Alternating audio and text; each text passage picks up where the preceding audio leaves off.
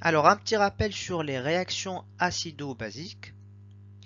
Commençons tout d'abord par la définition d'un acide et d'une base. Selon Bronsted, un acide est une espèce capable de céder un ou plusieurs protons H+. Donc, l'acide A1H, il va céder un proton H+, et il se transforme en A1-.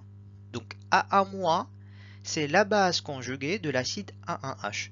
Et donc, on va associer à cette réaction le couple A1H, A1-, où A1H c'est l'acide et A1-, c'est la base du couple. Alors, une base maintenant est une espèce capable de capter un ou plusieurs protons H+. Donc, la base A2- va s'associer à un proton H+, pour donner son acide conjugué, qui est le A2H. Et donc, on associe à cette réaction le couple A2H, A2-. Donc, A2H c'est l'acide et A2- c'est la base conjuguée. Alors, on peut maintenant définir une réaction acido-basique qui met en jeu un acide d'un couple et une base d'un autre couple.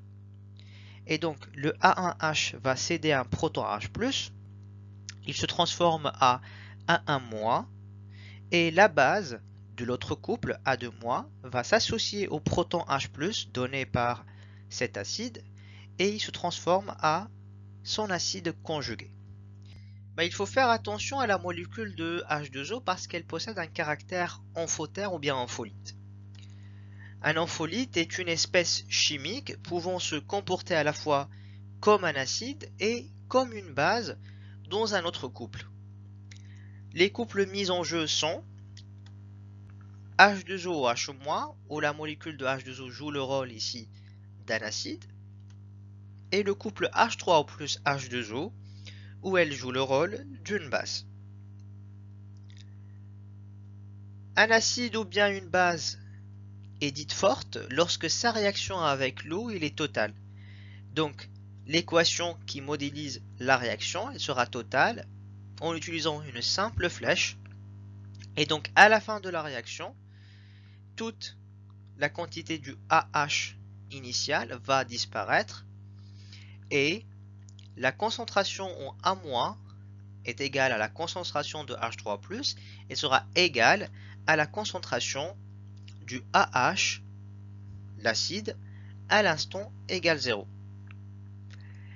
Maintenant, pour un acide ou bien une base qui sont faibles, la réaction avec l'eau n'est pas totale. Et donc, l'équation qui modélise la réaction avec l'eau sera équilibrée en utilisant une double flèche.